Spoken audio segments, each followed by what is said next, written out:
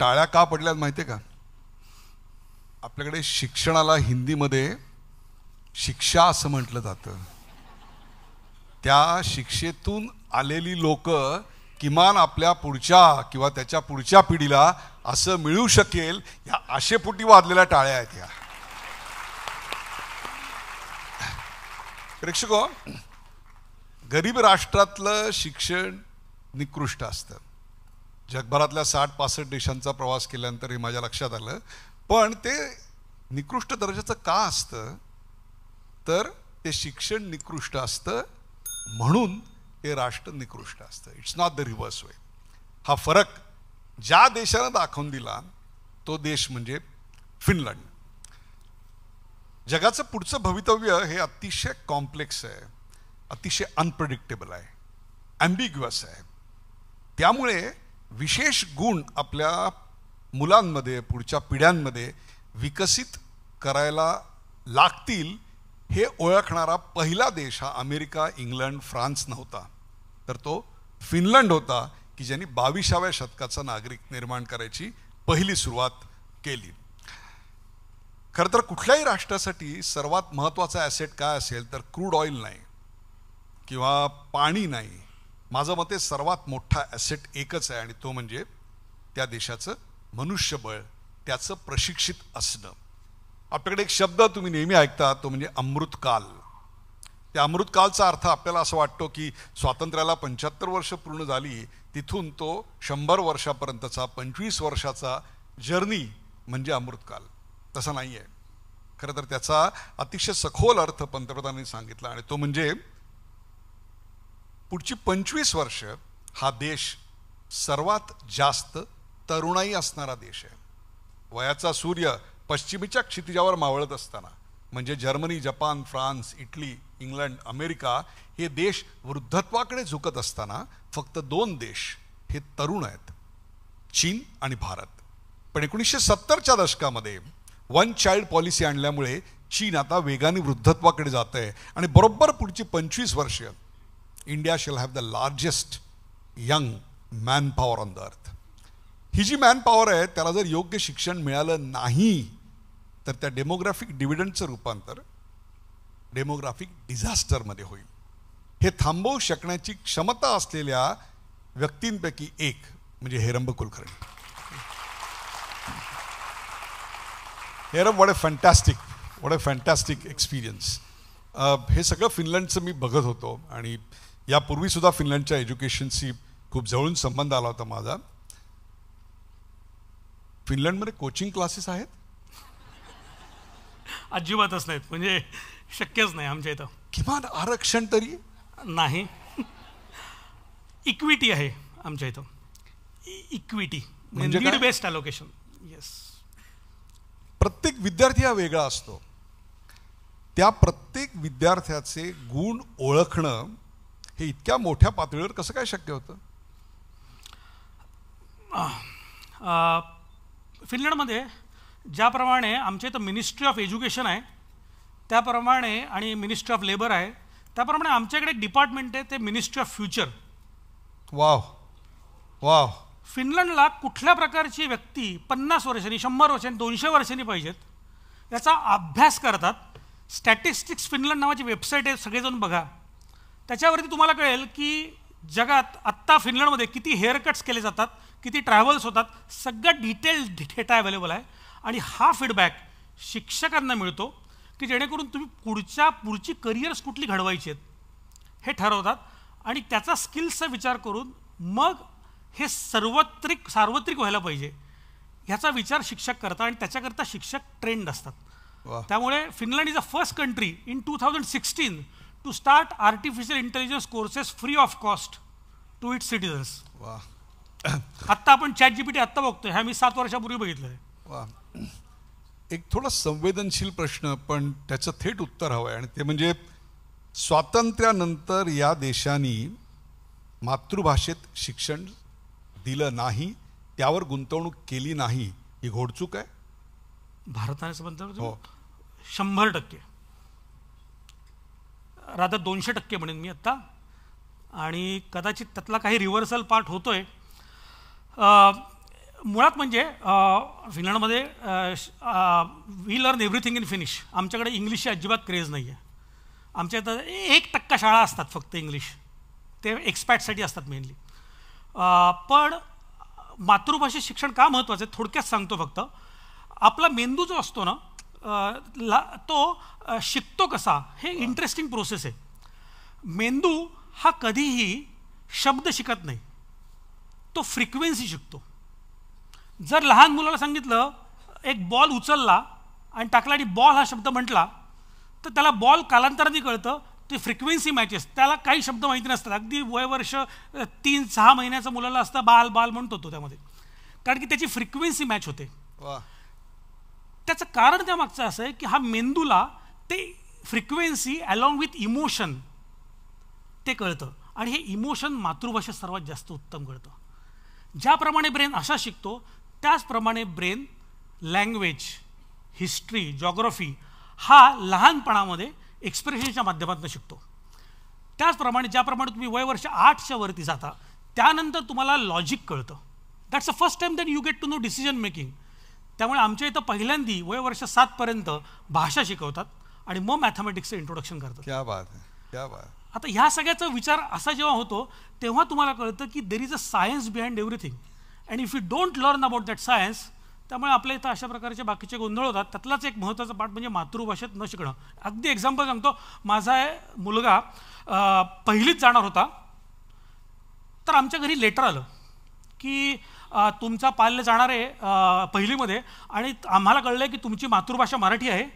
आम्ही एक मराठीची शिक्षिका नियुक्त केलेली आहे, तिचा इंटरव्ह्यू कसा घ्यायचा आम्हाला माहिती नाही, तुम्ही पालक येऊन घ्याल का? तुमच्याकडं जर 3 मुलं असतील एका शहरामध्ये की ज्यांची मातृभाषा मराठी असेल, तर गव्हर्नमेंटचं कर्तव्य आहे की मातृभाषेत त्याला एक तरी विषय शिकवला पाहिजे, मातृभाषा शिकवली पाहिजे. नाही, ती सर्वात महत्त्वाची गोष्ट प्रेक्षक अशी आहे की उत्तम मराठी बोलणारी शिक्षक किंवा शिक्षिका मिळू शकते. हा महत्त्वाचा भाग आहे याच्यातला. Look, let's be practical. भारताची लोकसंख्या 140 कोटी, फिनलंडची लोकसंख्या 55 लाख, करेक्ट. त्यांचा जो GDP आहे विच इज अबाउट $300 बिलियन, तेवढा टर्नओव्हर असलेल्या आपल्याकडे अनेक कंपन्या आहेत. We are about $3.76 trillion. शेवटी फिनलंड ही एक होमोजिनियस सोसायटी आहे. We are heterogeneous. दर 10-15 किलोमीटर नंतर भाषा, चव बदलते, माणसांचे स्वभाव बदलतात, आणि 200-300 किलोमीटर नंतर कंप्लीट भाषा बदलते. इतकं वैविध्य आहे की 600 कोटीच्या घरात राहणारा माणूस आहे आणि 60 स्क्वेअर फुटाच्या एखाद्या सिमेंटच्या पाईपमध्ये राहणारा सुद्धा माणूस आहे. प्रत्येकाला प्रगती हवी आहे. मग तुम्ही मला सांगा की फिनलंडचं हे model isn't it an island of excellence? How can you सर्वशिक्षा अभियानासारखं संपूर्ण भारतात कसं राबवता येईल? उत्तम, अतिशय महत्त्वाची रिक्वायरमेंट आहे ही. आणि हा प्रश्न आम्हाला 100 वेळा विचारला, आत्तापर्यंत 1000 वेळा विचारला, आणि आज आम्ही त्याच्यावर ठाम आहोत. म्हणून आम्ही काम करतोय भारतात अजून. थोडक्यात सांगतो उत्तर. प्रथम म्हणजे भारतामध्ये हे सगळं डायव्हर्सिटी आहे किंवा वैविध्य आहे, हा भारताचा सगळ्यात मोठा ॲसेट आहे. आणि तो भारतातला ॲसेट हा आपण शाळेत वापरत नाही. आमच्याकडे होमोजिनिटी आहे, हा आमचा ड्रॉबॅक आहे. क्या बात है, क्या बात है. तुम्ही शिकताना, आम्ही जेव्हा आदिवासी भागात काम करतो तेव्हा आम्हाला कळतं की त्यांच्याकडे असलेल्या टीचिंग मेथड्स, आम्ही छत्तीसगडमध्ये काम करतो तेव्हा बस्तर आर्ट, बस्तर म्हणजे अतिशय नक्षल भाग आहे, तिकडे काम करतो. तिकडच्या मुलांनी बस्तर आर्ट वापरून आम्ही हिस्ट्री तयार केली आहे, पूर्ण छत्तीसगडचा इतिहास तयार केलेला आहे. क्या बात. आणि तो इतिहास शिकण्यासाठी बाकीच्या रायपूर, बिलासपूरमधनं मुलं शिकायला येतात तिथं. So diversity is our strength. दुसरी महत्त्वाची गोष्ट म्हणजे जरी आपली लोकसंख्या मोठी असली, तुम्ही आत्ता डिव्हिडंड म्हणालात, त्यातला सगळ्यात महत्त्वाचा पार्ट आहे तो म्हणजे जर आपण आत्ता खूप कंटेंट शिकला, म्हणजे पुस्तकं भरपूर वाचली, तर त्या पुस्तकांचा उपयोग होत नाही. पण त्याच्यातलं स्किल शिकलात तुम्ही तर स्किल शिकल्यावर तुम्ही भरपूर कंटेंट शिकू शकता नंतर. तर हे स्किल बेस्ड लर्निंग कसं करायचं हे फिनलंडला कळलं. त्यामुळे आम्ही आम्हाला असं अपेक्षित पण नाही की फिनलंडची सिस्टीम इथं वापरायची, अजिबात नाही. That's why we go and learn local things.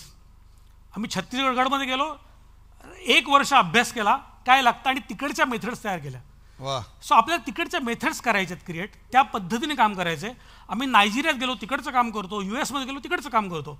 त्यामुळे we are not here to copy paste anything, we are here to adapt the things. आणि बाय द वे फिनलंड जेव्हा काम सुरू केलं जेव्हा, तर फिनलंड पण जगाकडनं शिकला and they try to adapt it in their own way. वा.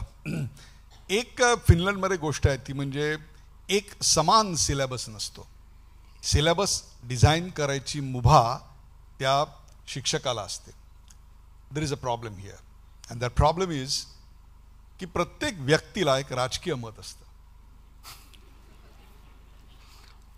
मी पुढचं वाक्य बोलायच्या आधीच तुम्ही हसलात. आता ते जर राजकीय मत याच्या अभ्यासक्रमात उमटायला लागलं तर आमच्या पिढीचं जे झालं ते झालं. म्हणजे आम्हाला इतिहास म्हणजे फक्त औरंगजेब, इतिहास म्हणजे टिपू सुलतान हेच शिकायला मिळालं. पण अहोम राजे होते की ज्यांनी मुस्लिम आक्रमण नॉर्थ ईस्टमध्ये येऊ दिलं नाही. बाप्पा रावळ होते, त्यांनी गुजरातमध्ये पाऊल ठेवू दिलं नाही परकीय आक्रमकांना. हे आम्हाला कधी कळलंच नाही. मग असं असताना isn't it dangerous to leave curriculum design to teachers? Excellent. प्रथमतः जर शिक्षकांना माहिती नसेल की पेडागॉजी म्हणजे काय, शिक्षणशास्त्र म्हणजे काय, आणि मग जर त्यांच्या हातात तुम्ही हे शस्त्र दिलं तर त्याचा ऱ्हास होणार हे नक्की आहे, ते बघतोय आपण. पण जर शिक्षकांचं जर तुम्ही शिक्षणशास्त्र आणि विद्यार्थ्याची मानसिकता आणि इनोव्हेशन माइंडसेट कसा क्रिएट करायचा हे जर शिक्षकाला उत्तम पद्धतीने माहिती असेल तर त्याला फरक पडत नाहीत कंटेंट काय आहे ते. आणि हा मूळ जर संकल्पना आपण लक्षात ठेवली तर तुम्हाला साध्या पद्धतीनं, म्हणजे आम्ही अगदी सिंपल सांगतो की जेव्हा इतिहासामध्ये जर तुम्हाला शिकायचं असेल तर तुम्ही दोन्ही बाजूचा इतिहास शिकू शकता. आमच्या इथे शिकवतात कसा इतिहास, World War II शिकायचा असेल ना तर let's make a group of 2 within the class. You are from Axis side, you are from French side, and now you are on 21st January 1941. हा एक डेट घ्या. या दिवशी तुम्ही कुठे असाल याचा अभ्यास करा, तुमच्या प्रत्येक कॅम्पमध्ये काय प्रॉब्लेम्स असतील याचा अभ्यास करा, and now start a debate on this or start create a war like situation on this. So आता ह्याच्यामध्ये तुम्हाला आता ह्याच्यामध्ये ॲडॉल्फ हिटलरला चांगलं वाईट म्हणणं प्रश्नच नाही आला. You have to live that movement, understand how the history works. आणि ते असताना भारतात काय घडतंय ते माहिती असायला पाहिजे. मग जर आम्ही अशा प्रकारचं शिक्षण द्यायचा प्रयत्न केला तर ज्याला एक राष्ट्रीय चारित्र्य म्हणतो, नॅशनल कॅरेक्टर, नॅशनल आयडेंटिटी, तुमच्या राष्ट्रीय सन्मान चिन्हांचा अभिमान हा कसा निर्माण करणार? त्याची सुरुवात भाषेपासून होते. वा वा. फिनलंडमध्ये आम्ही एक फिनिश, प्रत्येक देशाचं एक वैशिष्ट्य असतं. अमेरिकेचं वैशिष्ट्य म्हणजे फ्रीडम, भारताचं वैशिष्ट्य डायव्हर्सिटी. फिनलंडचं असं वैशिष्ट्य आहे सिसू. सिसू हा एक फिनिश वर्ड आहे की ज्याचा त्याचं ट्रान्सलेशन लूजली परसिव्हरन्स होतो. म्हणजे फिनलंडमधला माणूस एखादा प्रॉब्लेम सॉल्व्ह करायचा असेल तर जोपर्यंत तो प्रॉब्लेम सॉल्व्ह होत नाही तोपर्यंत त्यावर तो काम करणार. एखादी गोष्ट लिगली, एखादी गोष्ट मॉरली राईट आहे, कदाचित लिगली रॉंग असेल तर तो मॉरली राईट गोष्ट करेल. वाह वाह वाह. ह्याच्याकरता असलेली कमिटमेंट जी महत्त्व आहे ते सिसू अप्रोच वापरतात. हे सिसू अप्रोच आमच्या इथं प्रत्येक दिवशी बिंबवला जातो. नॅशनल कॅरेक्टर करायचं असेल ना तुम्हाला तर you need to find what is your speciality. आपल्या भारतामध्ये आम्ही जेव्हा भारतात काम करतो तेव्हा आम्ही म्हणतो भारताची सगळ्यात स्ट्रॉंग ॲसेट कुठला असेल माहिती आहे का? Family systems. येस. आमच्या करिक्युलममध्ये भारतातल्या फॅमिली सिस्टीम्स हा आमचा करिक्युलमचा पार्ट आहे. आणि त्याचा डिव्हिडंड आम्ही घेतो. फॅमिली बिझनेसेस कसे वर्क होतात, आपली कुटुंब व्यवस्था कशी वर्क होते, वर्ग हा फॅमिलीसारखा कसा वापरला पाहिजे याचा विचार करतो. Then you can be able to make it. गेल्या वर्षभरात मी अनेक महाराष्ट्रातल्या गावात जवळपास 290 दिवस सलग फिरलो आणि शिक्षण संस्थांना भेटी दिल्या. त्यातले 2 अनुभव and then your take on that. Sangli जवळच्या एका शाळेत गेलो तेव्हा संस्था चालकांनी सगळ्यांची ओळख करून दिली आहे. आमच्या मॅनेजमेंट कॉलेजचे प्रिन्सिपॉल, हे कॉलेजचे प्रिन्सिपॉल आणि हे प्रायमरीचे प्रिन्सिपॉल. आणि त्यांच्या बाजूला एक बाई बसले होते. सांगितलं की हे आमच्या सायकियाट्रिस्ट. म्हटलं काय सायकियाट्रिस्ट? ते म्हणले हो, मनोविकार तज्ज्ञ. का? तिसरीतल्या मुलांनी मागच्या वर्षी आत्महत्येचा प्रयत्न केला म्हणून आम्ही फुल टाईम सायकियाट्रिस्ट नाही. Point number 1. पॉईंट नंबर 2, सोलापूरला एका शाळेत गेलो. शाळा सकाळी 7 ते 12 भरायची. ती आता ऑफिशियली 8 वाजता सुरू होते. का? तर रात्री उशिरापर्यंत मुलं आईवडिलांबरोबर नेटफ्लिक्सवर वेबसिरीज बघत असतात.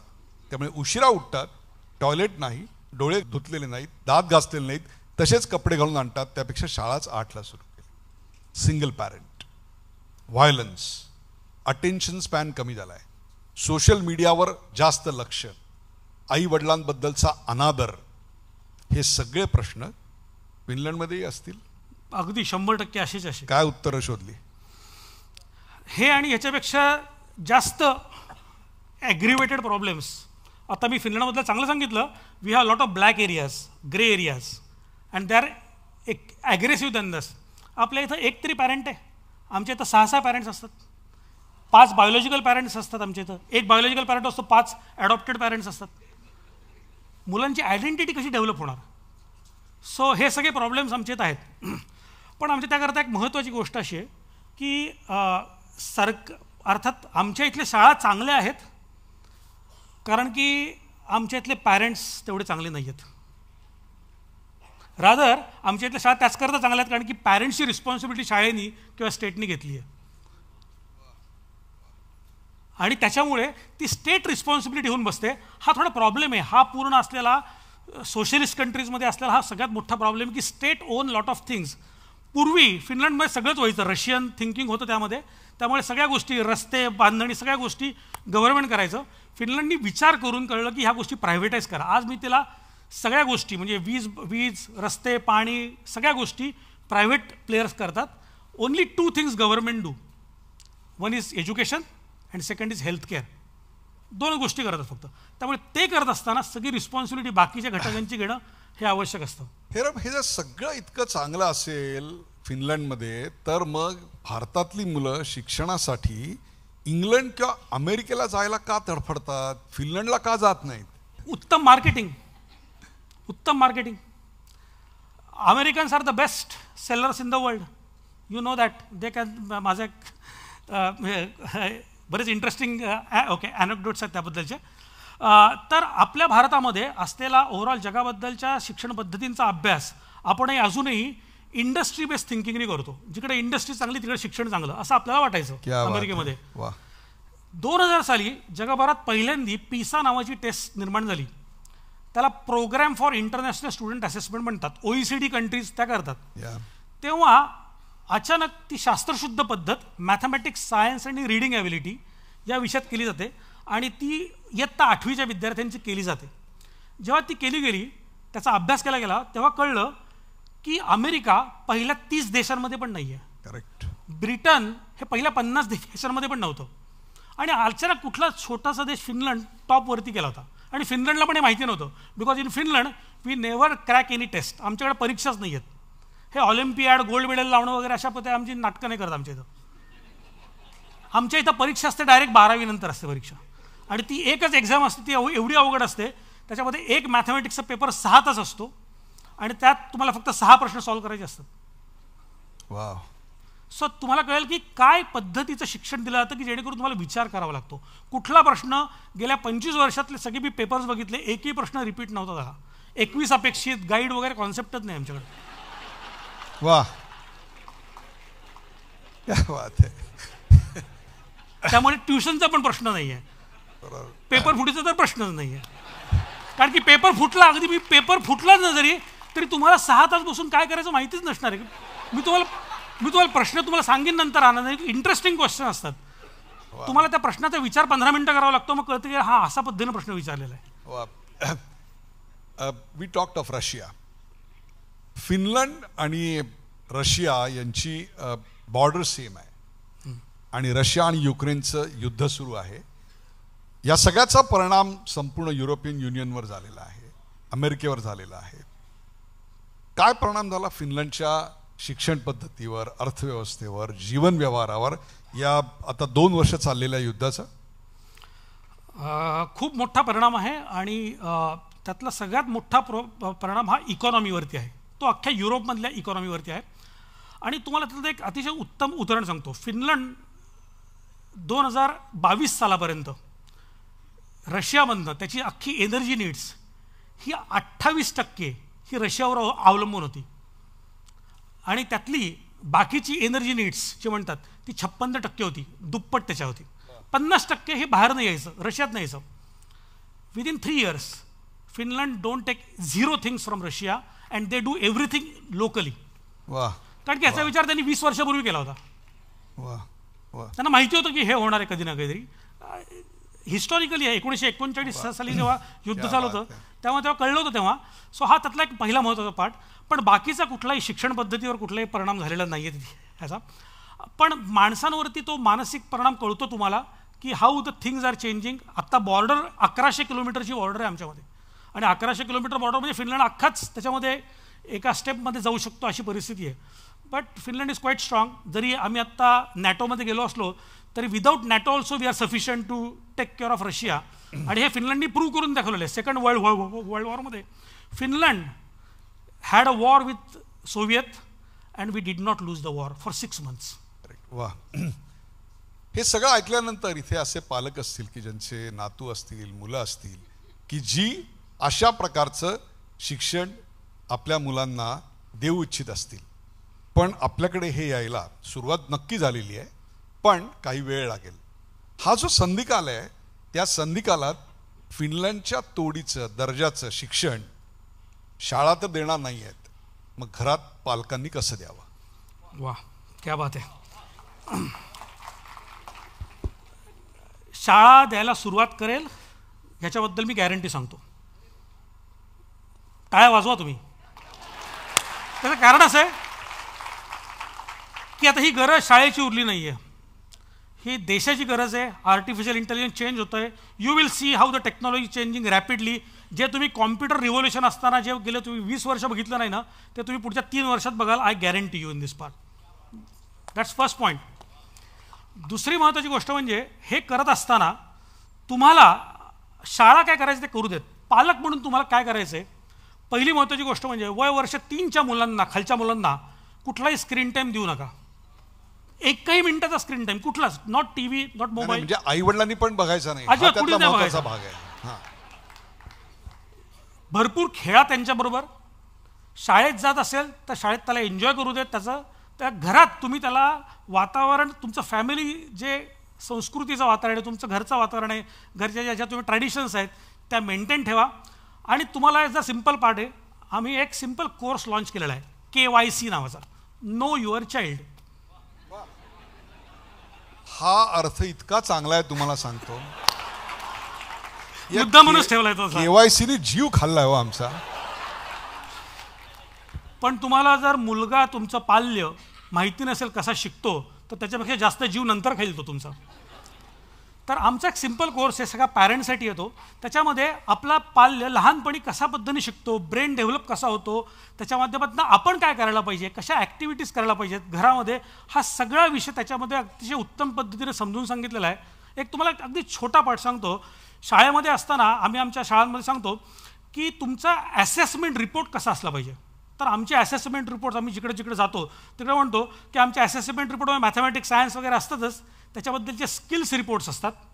पण त्यापेक्षा आमच्याकडे बिहेवियर नावाचा सगळ्यात मोठा पार्ट असतो. जर तुम्ही बाकीचं कितीही तुम्ही मॅथमॅटिक्समध्ये 10 पैकी 10 खमवले तरीसुद्धा तुम्हाला बिहेवियर नसेल, कारण की त्याची गरज अशी आहे की तुम्ही you are not required to do excellent in mathematics unless you can teamwork together in the future. If you can teach mathematics to your colleague, then your behavior is not good. You can't teach others. You can't collaborate together. That's the need of the industry. क्या बात, क्या बात. तर अशा पद्धतीचं behaviour हे घरी होऊ शकतं. आणि भारतातली फॅमिली सिस्टम एवढी स्ट्रॉंग आहे, आजी आजोबा वगैरे, you should do that only, nothing else. वा. प्रेक्षको, हे इतकं महत्त्वाचं होतं तुम्हाला सांगतो. आपल्याकडे कोणाच्याही घरी मी जेव्हा जातो त्यावेळेला ओळख करून दिली जाते. हे आई वडील, हे आजी आजोबा आणि ही आमची मुलं मुलगी. हा 4थी स्कॉलरशिपला पहिला आला, 7वी स्कॉलरशिपला पहिला आला, ह्याचं कौतुक व्हायलाच पाहिजे, पण ते इंडिव्हिज्युअल सक्सेस असतं. मी जेव्हा 20-25 वर्षापूर्वी एज्युकेशनमध्ये काम करत होतो त्यावेळेला जपानमध्ये गेल्यानंतर मी असं पाहिलं की तिकडे टी सेरेमनीला बोलवतात, चहा प्यायला बोलवतात घरी, आणि असंच आपल्यासारखं ओळख करून देतात, हे आजी आजोबा आई वडील मुलं, आणि इन्व्हेरिएबली या मुलाचं कौतुक करताना आई सांगते की हा 9वीत आहे, त्यांच्या शाळेमध्ये 7वीतली 2 मुलं गणितात फारसे चांगले मार्क मिळवत नव्हती, नापास होत होती. यांनी शाळा संपल्यानंतर 2 महिने त्यांची ट्युशन घेतली आणि त्यांना 60च्या वरती मार्क मिळाले.